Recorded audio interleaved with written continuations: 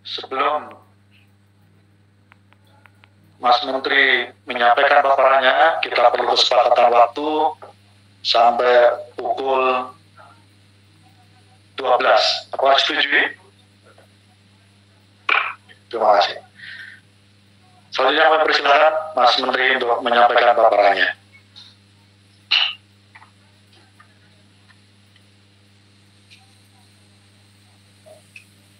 Assalamualaikum warahmatullahi wabarakatuh. Om Swastiastu, Namo Buddhaya, Salam Kebajikan, Rahayu. Bapak Ibu anggota Komisi 10 yang saya hormati, Bapak Ketua, Wakil Ketua, izinkan saya melakukan paparan. Hari ini agendanya ada 2 topik. Yang pertama adalah mengenai perkembangan seleksi guru P3K, dan yang kedua adalah penyesuaian RKKL Kemendikbud tahun 2022. Kalau kita bisa langsung saja ke halaman keempat.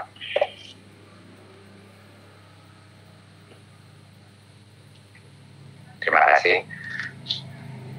Ini adalah lini masa perjuangan kita untuk guru honorer yang mulai dari bulan November 2020. Ini sudah bergerak 6 bulan dari itu, kita mulai merencanakan rencana besar kita untuk menjawab masalah guru honorer kita. Bulan November Desember 2020 terjadi rekonsiliasi formasi antara Kemdikbud, PAN-RB, BKN, dan DKD, dan juga dinas-dinas pendidikan. Dan di bulan Januari kami mengeluarkan Kemendikbud tentang kualifikasi P3K. Dari bulan Februari tahun ini, materi pembelajaran sudah didistribusikan, modul-modul pembelajaran. Dan di bulan Maret akhirnya kita mendapatkan formasi final dari Kemenpan RB, ya. Dan barulah bulan Juli kemarin kita melaksanakan pendaftaran yang cukup historis, belum pernah terjadi sebesar ini pendaftaran guru honorer untuk mengikuti tes seleksi. Dan di bulan September kita mulailah ujian seleksi kesempatan pertama, nanti di bulan Oktober ujian seleksi kesempatan kedua, dan di bulan Desember ujian seleksi kesempatan ketiga. Tiga kesempatan ini bukan total dari semua kesempatan yang ada, tentunya tahun depan pun akan ada, karena kita akan memastikan bahwa setiap guru honorer mendapatkan mendapatkan kesempatan maksimum 3 kali untuk bisa melaksanakan tes ini. Makanya ini adalah yang baru, yang pertama saja. Dan ini kira-kira data ini menunjukkan komitmen pemerintah untuk serius dalam merekrut guru P3K dan juga diimbangi dengan jaminan kualitas berdasarkan ujian seleksi. Ya, kita tidak akan mungkin bisa sampai sejauh ini dalam melaksanakan formasi, aman anggaran dari pusat kalau tidak ada jaminan kualitas dari ujian seleksi tersebut. Halaman berikut.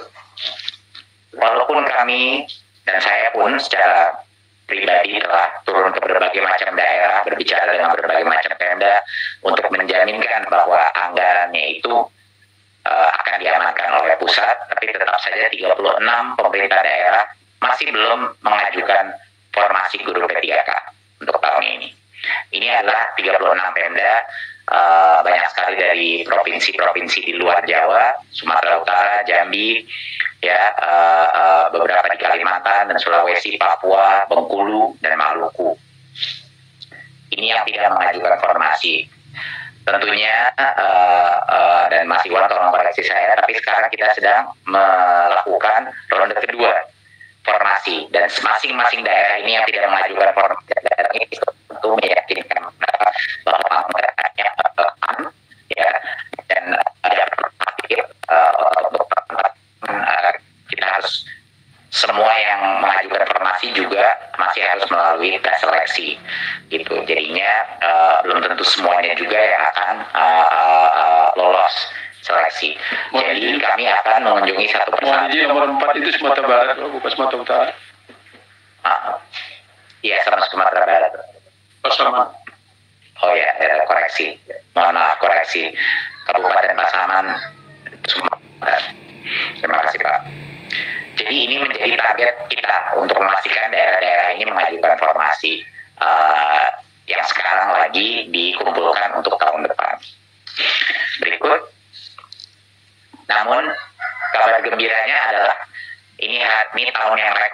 historis di Indonesia, 906.000 menjadi formasi terbesar untuk perekrutan guru ASN dalam tahun-tahun terakhir ini. Belum pernah terjadi, dan ini adalah momen yang sangat historis karena perbedaannya adalah semua guru honorer bisa mengambil seleksi.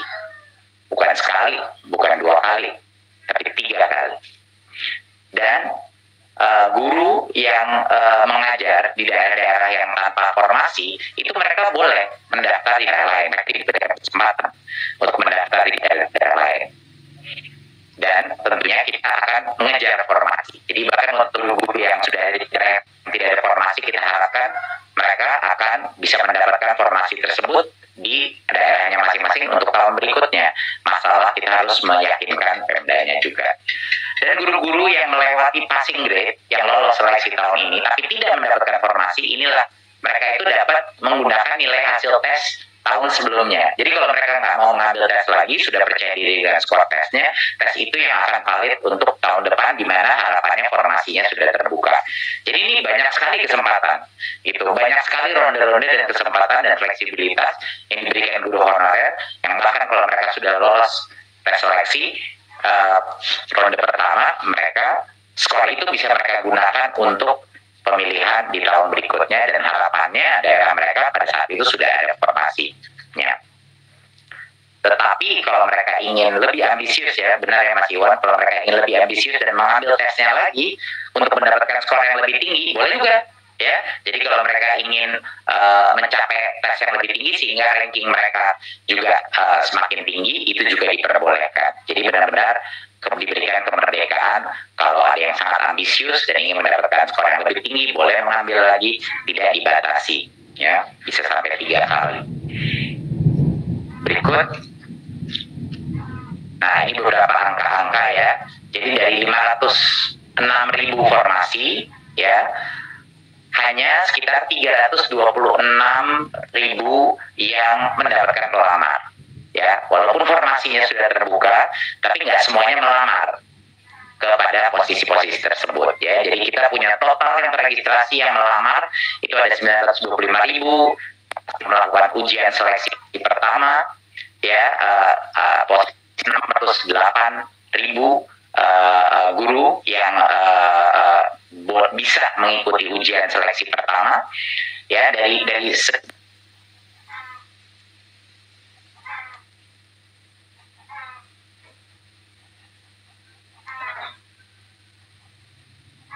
yang diperbolehkan mengambil tes seleksi itu bisa dan melaksanakan tes tersebut. Itu statistik yang cukup luar biasa untuk pertama kali kita melakukan tes ini se-Nusantara, ya. Nanti kita tunjukkan skalanya. Lalu dari 586.000 tersebut, nah formasi yang itu 326.000 dan ada formasi kosong sebesar sekitar hampir 180.000. Nah, formasi kosong ini kebanyakan di daerah-daerah terpencil. Nah, ini kita baru mendapatkan datanya. Ini sangat penting sebenarnya bahwa ada data formasi yang kosong ini. Contohnya di daerah Nias Utara, Halmahera, Barito Selatan, Timur Tengah Selatan, Halmahera, Maluku.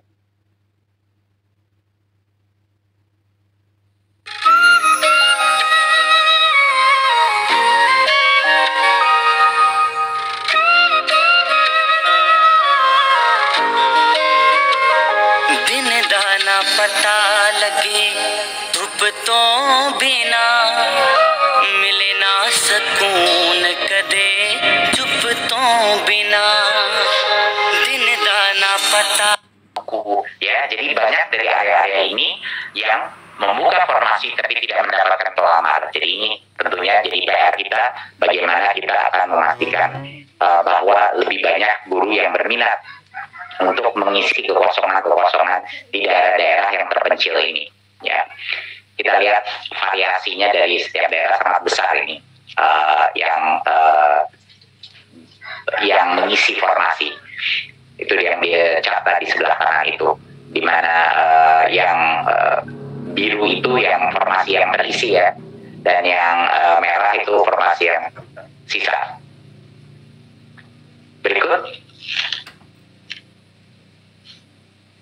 Ya, ini adalah proses di tahun 2021. Seperti kita tahu ada 4 segmen ya, ada 4 segmen, ada guru honorer sekolah negeri yang terbesar, honorer THK 2, yang segmen ketiga adalah guru honorer yang dari sekolah swasta ya, pelamar yang dari swasta, dan juga keempat adalah lulusan PTG. Untuk ujian pertama seperti kita tahu ini hanya eksklusif untuk guru honorer sekolah negeri dan honorer TK 2 ya. Tapi kalau mereka misalnya tidak lulus di ujian pertama, mereka bisa masuk langsung di ujian kedua ya, di mana mereka akan bergabung tapi dengan 2 grup lain, guru honorer sekolah swasta dan lulusan PTG ya. Dan yang penting di sini adalah guru honorer THK 2 dan guru honorer sekolah swasta itu di ujian kedua hanya dapat melamar di 1 kewenangan ya, untuk memastikan bahwa memang dari daerah domisilinya, dan untuk peserta yang lulusan PTG mereka itu melamar sesuai domisilinya. Untuk pilihan lalu setelah itu ya, misalnya tidak lulus di ujian kedua bisa ke ujian ketiga, dan di ronde ketiga ini seluruh peserta dapat melamar pada formasi lintas daerah yang belum terisi. Ya, jadi mereka benar-benar bebas untuk memilih lintas daerah. Dan setelah itu pun setelah ujian ketiga kita akan melakukan optimalisasi pengisian formasi kosong. Jadinya ini ada banyak tahap-tahapnya Bapak Ibu, di mana kita akan terus mencoba mengisi kekosongan ini. Ya, ini baru tahap 1. Ya, belum sampai tahap 3. Tahun depannya akan ada lagi, proses lagi, gitu. Jadi apa hasilnya? Tahap pertama dari tahun pertama kita melakukan ini, apa hasilnya? Berikut. Nah, ini sedikit mengenai logistik. 608.000 peserta, bayangkan ya Bapak Ibu, 608.000 peserta mengambil tes seleksi di dalam satu waktu yang bersamaan. Ini merupakan suatu pencapaian logistik yang luar biasa dalam waktu yang sangat singkat.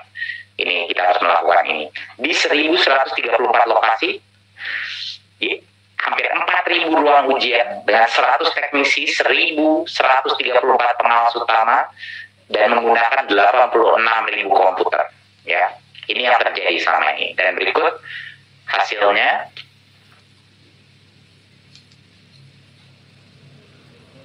Nah, ini contoh saya kebetulan datang ke beberapa pelaksanaan P3K kemarin di Jawa Tengah. Saya mengunjungi dan sangat disiplin protokol kesehatan yang dilakukan. Semuanya harus antigen ya, Mas Iwan ya, harus ada menunjukkan tes, sehingga kita berhasil menjaga keamanan dari protokol kesehatan. Ya, saya berbicara sama beberapa guru-guru juga, dan mereka dari sisi internet dan koneksi semuanya bilang bahwa ini cukup memuaskan. Cuma beberapa yang merasa juga agak sulit pertanyaannya, memang itu saya sudah diskusi. Tapi yang kita lihat adalah proses ini telah terjadi dengan 600.000. Jadi secara logistik lumayan lancar. Ini ada cerita salah satu guru SMAN yang sempat kecelakaan pada hari Rabunya, tetapi akhirnya melewati semua nilai ambang batasnya. Luar biasa, banyak sekali lah cerita-cerita inspiratif yang sampai ke situ. Berikut,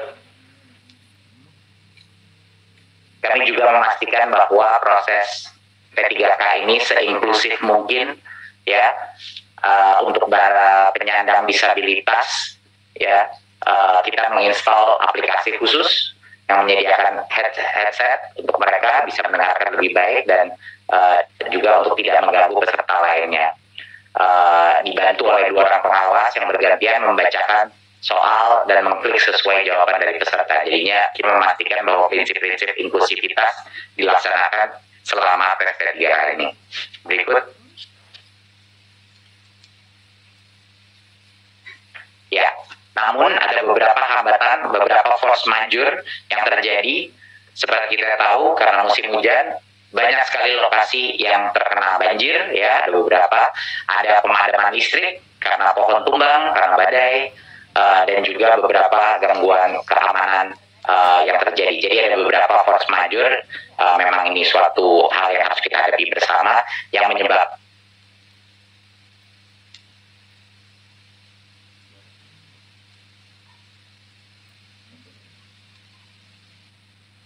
tadi hanya 4%, jadi 22.000, 4% dari total yang tidak bisa hadir.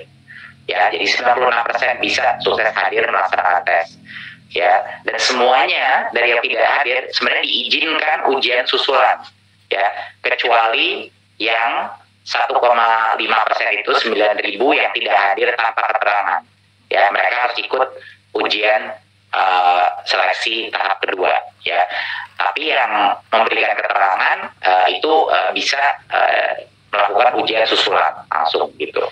Ya, bagi yang memberikan keterangan, alasan utamanya ada keadaan kahar atau terindikasi COVID, datang terlambat, sakit, dan lain-lain seperti hamil. Berikut, sekedar mengingat kembali bahwa kami dan Pansel sudah memberikan dan setuju oleh memberikan afirmasi, ya, afirmasi jumlah tambahan nilai 100% untuk yang sudah memiliki sertifikat pendidik, 15% bagi yang di atas usia 35 tahun, dan 10% untuk penyandang disabilitas, dan 10% untuk poin bonus untuk guru honorer PHK 2. Ya, ini cuma ingin mengingatkan kembali bahwa kita sudah dari awal sudah memberikan afirmasi kepada beberapa pihak. Berikut. Ya, jadi hasilnya apa? Jadi berdasarkan seleksi pertama saja ya, sekitar hampir 100.000 guru honorer dari seluruh Indonesia akan segera diangkat menjadi guru P3K. Nah, ini mohon tepuk tangannya untuk 100.000 Bapak Ibu yang sudah lolos. Mereka sudah berjuang luar biasa, dan kita ingin patut juga menyelamati mereka karena mereka sudah berhasil. Ini baru ronde pertama lagi, belum ronde ketiga, belum tahun depan. Jadi dari 326.000 formasi yang terisi pelamarnya Bapak Ibu, 30% itu terisi. Ya, dari 30% itu terisi. Ya, jadi saat ini yang 100.000 itu mewakili 30% dari 326.000 formasi yang ada pelamarnya.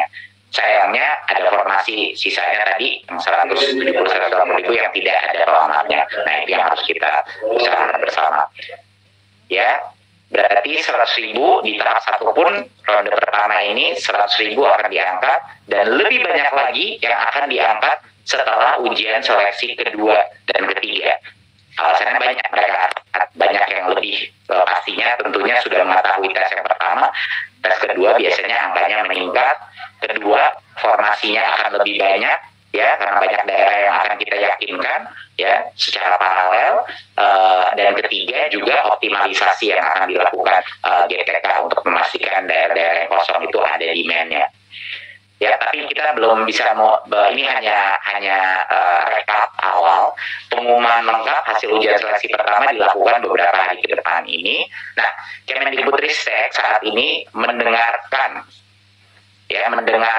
aspirasi masyarakat yang sedang memperjuangkan afirmasi tambahan, ya, baik untuk daerah-daerah yang kekurangan guru atau untuk yang usia di atas 50 tahun. Ini kami sangat mendengarkan, dan ini menjadi kami sama dengan Komisi 10.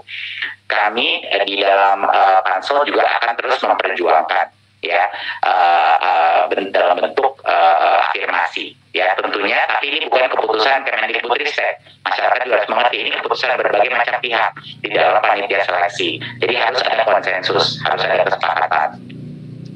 Kami juga mempertimbangkan masukan dari pakar-pakar pendidikan tentang pentingnya menjaga integritas proses seleksi guru untuk meningkatkan kualitas pendidikan bagi siswa Indonesia.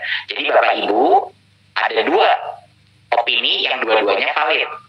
Satu opini di mana kita harus benar-benar mengapresiasi pengabdian daripada guru-guru honorer kita, dan untuk segmen-segmen tertentu memberikan afirmasi yang layak.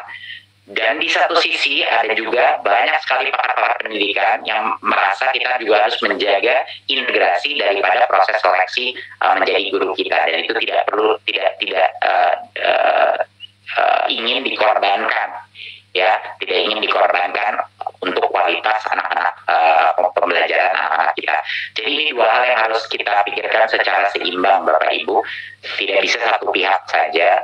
Tapi saya mau menekankan secara eksplisit bahwa aspirasi Komisi 10 dan Kemendikbud ya adalah sama. Kita menginginkan, udah menunjukkan kami sudah mengeluarkan afirmasi sebelumnya dan berhasil memperjuangkannya, dan kami akan terus memperjuangkan dengan Parselnas untuk bisa menangkap atau mengakomodasi aspirasi masyarakat tanpa mengorbankan integritas daripada tes seleksi ini, dan tanpa mengorbankan kualitas pendidikan anak-anak kita. Saya rasa itu, jadi mohon doa restu. Sekarang kita sedang dalam proses diskusi dengan Parselnas, kita lihat hasilnya, dan insya Allah perjuangan kita akan bersama akan dijawab. Saya rasa itu yang bisa saya sampaikan mengenai proses P3K. Seterusnya untuk penyesuaian KKL tahun 2022, saya persilakan Ibu Sekjen untuk melakukan presentasi. Terus dengan izin sebelum presentasi soal anggaran, kita bahas dulu ini kan sesuatu yang berbeda, ada dua hal yang berbeda. Kita bahas yang ini dulu, lalu kita masuk ke yang itu. Terima kasih. Terima kasih Mas Elnino usulannya. Saya lempar ke forum. Saya tadinya kita tuntaskan dulu, baru nanti season tanya jawab. Khusus untuk RKKL, jubir per fraksi cukup satu, menyangkut soal perkembangan seleksi P3K nanti kita berikan kesempatan seluas-luasnya. Izin pimpinan, Golkar.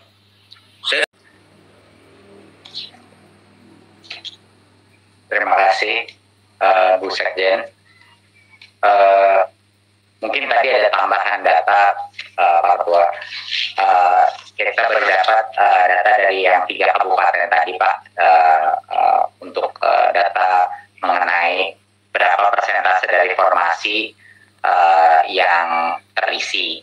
Di Kabupaten formasi yang dilamar itu 593, dan yang terisi itu sekitar 135, 22,8%.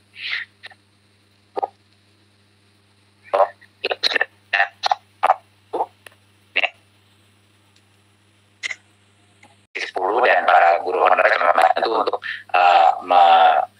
menunggu data resminya nanti yang keluar, biar juga guru banyak yang bisa secara tenang mengambil tesnya, karena itu sangat penting mereka untuk bisa mencapai hasil yang baik. Jadi mungkin itu beberapa data tambahan, izin Pak Ketua yang ingin disampaikan. Saya rasa sekian dari kami yang bisa disampaikan. Esensinya adalah walaupun kami kecewa